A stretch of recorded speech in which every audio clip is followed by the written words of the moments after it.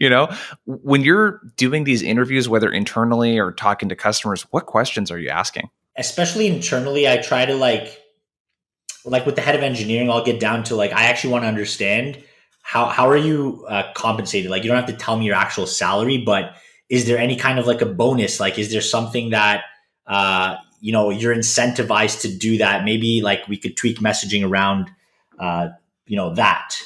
Or for example, specifically when we started I started at Plato, um, a big thing that came out was like retention was a top challenge. So I'm always asking like, what are you dealing with on a day to day basis? And I kind of hate that question generally when you're in a sales cycle, like what keeps you up at night.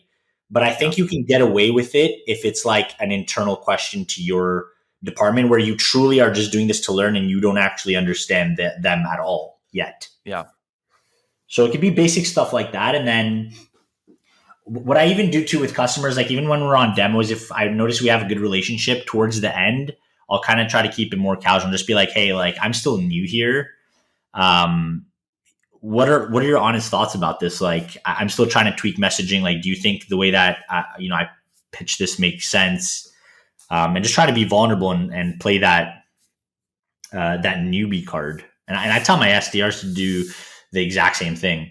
I think like especially if you're a few months in and prospects can see it on LinkedIn, you can play that card of like, hey, I'm if even if someone gets upset or whatever, it's like, hey, I'm totally sorry, that was not my intention.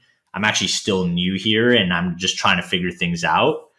And usually it almost always disarms any type of hostile like situation.